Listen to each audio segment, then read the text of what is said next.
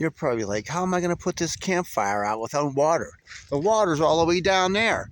I'm not going down there. This is what you do.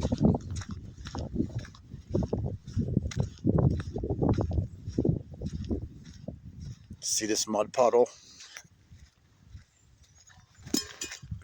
Never mind that.